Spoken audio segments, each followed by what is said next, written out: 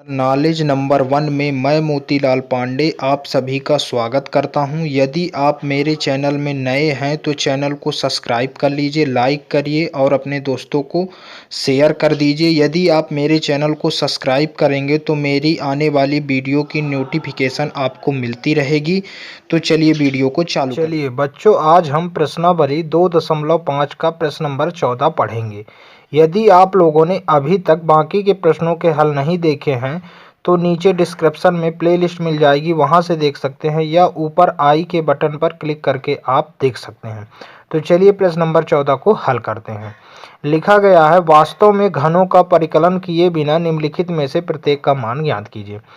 ये प्रश्न ये कह रहा है कि घनों का परिकलन मतलब घन हमको 3 बार नहीं करना। जैसे लिखा है 12 की घात में 3 धन 7 की घात में 3 धन 5 की घात में 3। मतलब हम इसका आंसर तो ऐसे भी ला सकते हैं कि 12 का 3 बार गुणा कर दें, 7 का 3 बार गुणा कर दें और 5 का 3 बार गुणा कर दें और तीनों को जोड़ दें तो आंसर आ जाएगा। पर हमको ये बोला गया है कि घनों का परिकलन किए बिना निम्न में से प्रत्येक का मान ज्ञात कीजिए। तो हम सरसम द्वारा ज्ञात करेंगे। अभी आप लोगों ने प्रश्न नंबर 13 में पढ़ा है कि यदि ईश्वर समका दी गई है x की घात में 3 धन y की घात में 3, मैं आपको स्वसमका दिखाना चाहूंगा। स्वसमका है x की घात में 3 धन y की घात में 3 धन z की घात में 3 माइनस 3xyz। यदि x plus y plus z का मान 0 आता है तो ये किसके बराबर हो जाता है? x की घात में 3 y की घात में 3 धन z की घात में 3 बराबर 3xyz। आपको बताना चाहूँगा ऐसा हो जाता है यदि आप जो मान दिया है, जैसे मान लीजिए x plus y plus z का मान 0 होता है, तब क्या कंडीशन होती है? x की घात में 3 y की घात में 3 धन z की घात में 3 बराबर 3xyz हो जाता है। कब होता है? जब ये मान 0 होंगे, है ना। तो चलिए देखते हैं, थोड़ा सा समझ लेते हैं। अगर इसका मान, अगर हम इन तीनों को जोड़ें और इसका मान 0 हो जाएगा तो हम इस स्वसमका में उसको रख सकते हैं और उसका मान डायरेक्ट आ जाएगा घनों का परिकलन किए बिना, है ना। तो चलिए करते हैं। माना, ध्यान से समझेंगे, ये पहला मान लेते हैं x बराबर माइनस का 12, ठीक है। y बराबर क्या मान लेते हैं? 7 और z बराबर क्या मान लिए? 5, है ना। अब हम चेक करते हैं, ठीक है। इसलिए x plus y plus z बराबर चेक करते हैं कि 0 आ रहा है कि नहीं आ रहा है, ठीक है। बराबर x का मान कितना है? देखिए माइनस का 12, ध्यान से समझिएगा। y का मान कितना है? 7 है और z का मान कितना है? 5 है ना। माइनस 12, 7 और 5 क्या हो गया? 12, माइनस 12 प्लस 12, इसको हम काट दिए तो कितना आ गया? 0। मतलब हमारा x plus y plus z, x plus y plus z, x plus y plus z का मान कितना आ गया? 0 आ गया, ठीक है। x plus y plus z का मान जब 0 आ गया तो हम वो स्वसमका में रख सकते हैं, है ना। तो क्या होगी? चूंकि यदि इसका मान 0 आ रहा है, लिखेंगे यदि x plus y plus z बराबर 0 हो तो इस स्थिति में क्या हो जाता है? x की घात में 3, समझेंगे, धन y की घात में 3 धन z की घात में 3 बराबर 3xyz हो जाता है, ठीक है। अब x, y और z का मान हम इसमें रख देते हैं, है ना। तो मान ज्ञात हो जाएगा। इसका कितना आया है? तो लिखते हैं x, तब x, y और z के मान रखने पर, है ना। तो हम रख देते हैं इसमें x, y और z। x का मान कितना रखना है? माइनस का 12, तो हम x की जगह यहाँ क्या रख देते हैं? माइनस 12 की घात में 3। ध्यान से समझिएगा, y की घात में 3, y का मान कितना है? 7 की घात में 3 धन z का मान कितना है? देखेंगे 5 की घात में 3 बराबर, ध्यान से समझेंगे, बराबर क्या है? 3xyz। 3 x का मान कितना है? देखेंगे माइनस 12, ठीक है। y का मान क्या है? 7 है और जेड का मान कितना है 5 है। अब हम इन सभी का क्या कर देते हैं, गुणा कर देते हैं। ध्यान समझेंगे, इसका मान हमको प्राप्त हो रहा है, देखिए गुणा करते हैं तो प्लस का है और ये माइनस का, तो ये माइनस हो जाएगा। 12 में 3 का गुणा करेंगे तो 12 त्याई 36। अब गुणा करने के लिए क्या बचा, 7 गुणे 5 है ना, एक एक करके कर लेते हैं गुणा। 12 की घात माइनस का 36 प्लस 7 पना 35। 36 में हम 35 का गुणा कर लेते हैं, तो करके देखते हैं। 36 का गुणा 35 के साथ, 5 छक्का 30 की 0 हासिल 3, 5 तिकाई 15 और 3 कितना हो गया 18, 6 त्रिक 18 की 8 हासिल 1 और 3 त्रिकाई 9 और 1 कितना हो गया 10, 0 8 दूनी 16 की 6 हासिल 1, 1 1 2 1, 12 60 आ गया, -1260। ये आंसर आ गया। आप देख पा रहे हैं कि बिना घनों का, बिना घन किए ये आंसर आ चुका है। चलिए इसी का दूसरा करते हैं। इसको भी हम मान लेते हैं, जैसा हम पहले वाला किए थे सेम इसी प्रकार इसका भी करते हैं। मान लेते हैं, माना, ध्यान से समझ, x बराबर 28, ध्यान समझेंगे, y बराबर -15 और z बराबर -13 है ना। हम क्या करेंगे, इसलिए x plus y plus z का मान निकालेंगे। अगर इसका मान 0 हो रहा है तो हम उस सरसंख्या का प्रयोग कर सकते हैं, है ना। चलिए तो ध्यान से देखेंगे, x का मान कितना है 28 प्लस y का मान क्या है -15 धन z का मान क्या है -13 है ना। आप x y z की जगह a b c भी मान सकते हैं, है ना, कुछ भी मान सकते हैं। x plus y plus z बराबर 28, ध्यान समझेंगे, plus minus minus plus minus minus है ना। x plus y plus z बराबर 28। अब देखिएगा माइनस और माइनस प्लस होता है और चिन्ह क्या रहता है, माइनस ही है ना। जब दो माइनस होंगे तो माइनस और माइनस प्लस, मतलब हमको 15 में 13 जोड़ना है तो 15 और 13 कितना हो जाता है 28 है ना।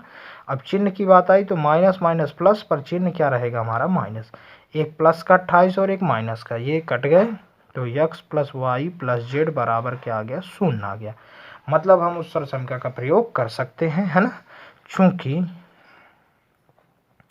यदि x plus y plus z बराबर 0 हो, तो 0 हमारा आ ही गया है, तो हम किस सरसंख्या का प्रयोग कर लेंगे, है ना। हो तो x की घात में 3 धन y की घात में 3 धन z की घात में 3 बराबर 3xyz का प्रयोग करेंगे, है ना। तो करते हैं,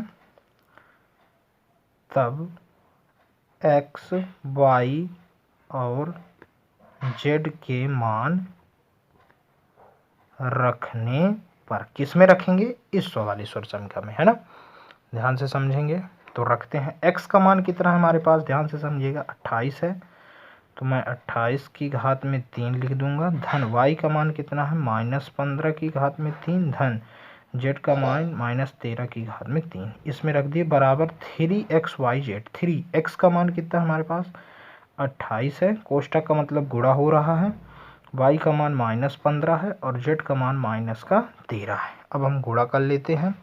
चलिए सबसे पहले इसका गुणा इससे कर लेते हैं, तो 28 में 3 का गुणा करेंगे तो 8 का 8 8 16 8 3 24 की 4 हासिल कितना हो गया 2 है ना, और 3 दूनी 6 और 2 कितना हो गया 8, ठीक है। चलिए माइनस और माइनस क्या हो गए, प्लस हो गए।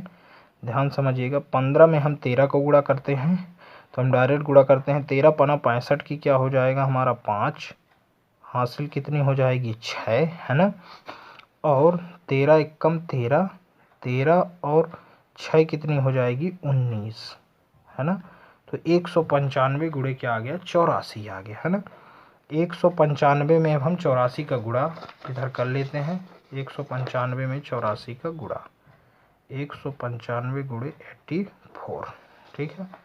गुणा करते हैं, 5 चौको 20 की 0 हासिल 2 और 9 चौको 36 और 2 38 की 8 हासिल 3 और 4 एकम 4 और 3 7 है ना। चलिए 8 पंचे 40 की 0 हासिल 4 और 9 8 72 और 4 76 की 6 हासिल 7 8 एकम 8 और 7 15 0 8 7 6 13 3 हासिल 1 5 और 1 6 1 16,380 16,380 ये इसका मान प्राप्त हो गया सर। इसका आ गया। प्रश्न नंबर हम 15 पढ़ेंगे। नीचे दिए गए आयतों जिनमें उनके क्षेत्रफल दिए गए हैं में से प्रत्येक की लंबाई और चौड़ाई के लिए संभव व्यंजक दीजिए। क्षेत्रफल दिया है 25 a की घात में 2 माइनस का 35 a प्लस 12। इसको हम हल करते हैं। तो क्या दिया है हमको, क्षेत्रफल बराबर 25 a की घात में 2 35 a प्लस 2 है ना। ये वर्ग समीकरण है। इसको हम हल करते हैं गुणनखंड विधि से। तो हमको दो विमाएं प्राप्त हो जाएंगी, लंबाई और चौड़ाई, है ना। चलिए तो इसको हल कैसे करते हैं आप सभी को पता ही होगा। क्या लिखा है एक बार मैं बता रहा हूँ। 25 a की घात में 2 35 a प्लस 12 है ना। ध्यान से देखिएगा, ये 25 है। ए स्क्वायर का गुणांक कितना है, 25 है, तो हम लिखेंगे। और 12 अचर राशि को लिखते हैं, है ना। तो ये 12, अब हम इसमें गुणा करके देखेंगे, है ना। तो 12 पंचे 60 की 0 हासिल 6 12 दूनी 36 सॉरी 12 दूनी 24 24 और 6 कितना हो गया 30, है ना। मतलब गुणा करने पर कितना आ रहा है 300, है ना। और जोड़ने पर कितना आना चाहिए 35। हमको ऐसी संख्या ढूंढना है कि उस संख्या का अगर हम गुणा कर दें तो 300 आ जाए, अगर उन दोनों संख्या को हम जोड़ दें तो कितना आ जाए 35 आ जाए। ठीक है, चलिए तो हम वो दो संख्या ढूंढते हैं। गुणा करने पर कितना आना चाहिए हमारा 300 और जोड़ने पर कितना आना चाहिए हमारा 35 आना चाहिए, है ना। हो जाएगा 20 में 15 का अगर हम गुणा कर दें 0 और 15 दूनी क्या हो जाएगा 30 हो जाएगा, है ना। मतलब आ गया हमारा गुणा, दो संख्या का गुणा कर दिए तो कितना हो गया 300 और अगर मैं 20 में 15 जोड़ूंगा तो कितना आ जाएगा 35। मतलब वो संख्या क्या होगी मेरी 20 धन 15 बराबर 35। आ रहा है समझ में। पर आप ये समझ नहीं पा रहे होंगे कि 20 और 15 कहाँ से आया। उसके लिए हम क्या करेंगे, 300 का गुणनखंड निकाल लेंगे। 2 150 आएगा, ध्यान समझिएगा। 2 75 आएगा, है ना। 3 से 3 दूनी 6 3 पचे 15 5 से कटेगा 55 25 और 5 एकम 5। इसको लिख लेंगे 2 गुणे 2 गुणे 3 गुणे 5 गुणे 5। ठीक है, अब इसको ध्यान से समझिएगा। 2 दूनी 4 और 4 पंचे 20 यहाँ आ गया और 5 तिकाई 15। हम इस प्रकार बना लेंगे यहाँ से। ठीक है, तो आप समझ पाए होंगे कि वो दो संख्या 20 और क्या हो गई 15। तो चलिए अब हम इसको हल करते हैं। क्षेत्रफल बराबर 25 a की घात में 2, मैं 35 की जगह क्या लिख सकता हूँ 20 प्लस 15। ध्यान समझिएगा, a है तो a 12, है ना। चलिए 25 a की घात में 2, अब कोष्टक खुलेगा तो अंदर के चिन्ह बदलेंगे। ये माइनस बाहर लिखा है, दोनों प्लस के हैं तो दोनों किसके हो जाएंगे माइनस के। 20 साथ में a का plus minus minus 15a plus 12 हो गया। ठीक है, अब हमारा अगला क्या रहता है, दो दो का जोड़ा बनाना। तो 25a स्क्वायर 20a, एक ये जोड़ा बना लिए। माइनस इसके बाहर है तो क्या हो जाएगा 15a और माइनस का क्या हो जाएगा 12a। समझ पा रहे हैं।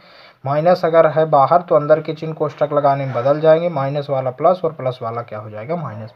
अब हमको इन दोनों में से संख्या कॉमन करनी है ना। तो ए दोनों में हो जाएगा। ठीक है, अगर मैं इसमें से 2 कॉमन लूँगा तो यह 2 का भाग पूरा पूरा नहीं जा पाएगा। तो मैं इसमें से कॉमन ले लेता हूँ 5a। ध्यान से समझिएगा, 5a अगर मैं बाहर निकाल रहा हूँ तो जो संख्या बाहर निकाला जाता है उसी का इसमें भाग होता है। तो 5 25 5 2a है तो 1a बचा, तो यहाँ भी 5a बचा। यहाँ 1a तो बाहर निकल गया, 5 चौके 20, मतलब यहाँ 5a माइनस 4 बचा। यहाँ से मैं क्या a तो बाहर निकाल नहीं सकता हूँ, यहाँ से सिर्फ मैं निकाल सकता हूँ 3। क्या निकाल सकता हूँ 3। अब देखिएगा तो 3 बाहर निकालूंगा, 3 पचे 15a और 3 चौको 12। आप ध्यान देंगे कि अगर 5a माइनस 4 इधर है तो 5a माइनस 4 इधर भी आना चाहिए, तभी आपका सही है ना। अब देखिए 5a माइनस 4, 5a माइनस 4 दोनों में है तो मैं इनको कॉमन कर लेता हूँ। 5a माइनस 4 बाहर निकाल लिया तो क्या बचा मेरा, 5a माइनस का क्या बचा, 3 बचा, है ना। तो ये लंबाई और उसकी क्या आ गई, हमारी चौड़ाई हो गई, है ना। तो अतः हम लिख सकते हैं, ध्यान से समझिएगा, अतः आयत की लंबाई बराबर 5a माइनस 3, है ना, तथा आयत की चौड़ाई बराबर 5a माइनस का। चलिए इसी का हम दूसरा करते हैं। लिखा है क्षेत्रफल 35y² plus 13y minus 12।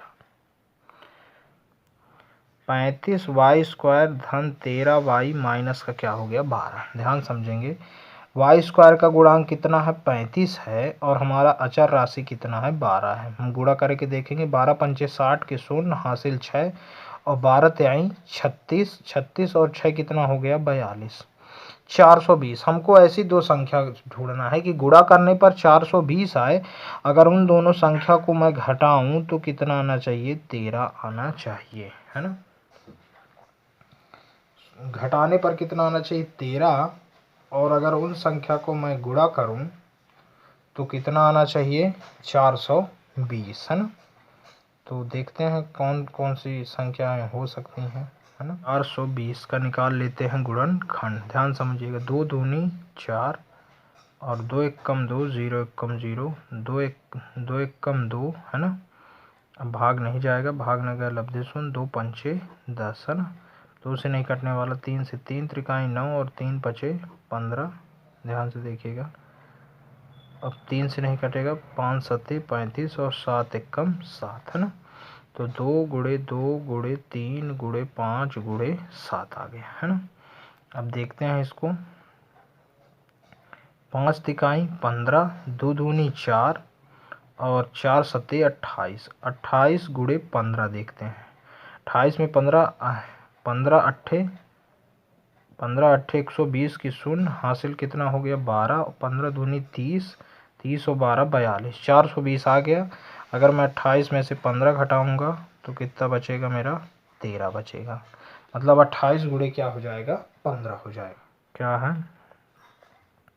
35y² plus 13 की जगह मैं क्या लिख सकता हूँ, 28 माइनस का 15, y माइनस का क्या आ गया, 12। ध्यान से समझेंगे, 35y², अब मैं इनका गुणा कर दूंगा, 28y plus minus minus 15y minus का 12।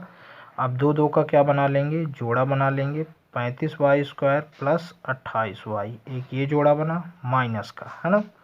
ध्यान समझिएगा, तो अंदर के चिन्ह क्या हो जाएंगे, बदल जाएंगे, 15y, ठीक है, माइनस माइनस क्या हो जाएगा हमारा, ये प्लस हो जाएगा, है ना। ध्यान से समझेंगे, 12। इन दोनों में से बाहर निकालना है, तो मैं y तो बाहर निकाल ही सकता हूँ, y बाहर निकल जाएगा। अब इसमें से देखिए, जिसका भाग निकालना उसी को, जिसका भाग पूरा पूरा चला जाए। अगर मैं 7 का निकालता हूँ तो 7 पना 35 और 7 चौको 28, अधिकतम से अधिकतम संख्या निकालना है 7y। तो मैं 7 पना 35 5 आया, और यहाँ एक y निकल गया है तो एक y निकल गया, और यहाँ क्या y तो पूरा निकल गया, 7 चौको 28, है ना। यहाँ क्या बाहर निकलेगा, ध्यान समझिएगा, यहाँ मैं अगर 3 बाहर निकालता हूँ, मात्र 3, तो 3 पचे 15 और 3 चौको क्या हो गया, 12, क्योंकि इधर जितना आएगा इधर इतना ही आना चाहिए, है ना।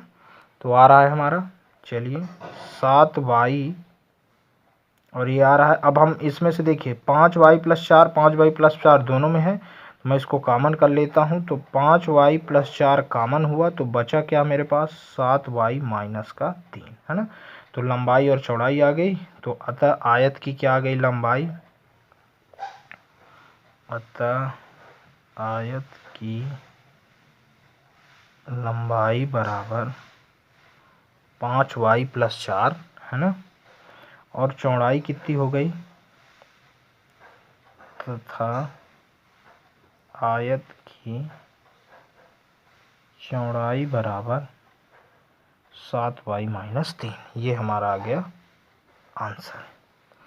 यदि आपको प्रश्नों से संबंधित कोई भी समस्या आ रही है तो मेरे कमेंट्स बॉक्स पर कमेंट्स जरूर लिखें। धन्यवाद।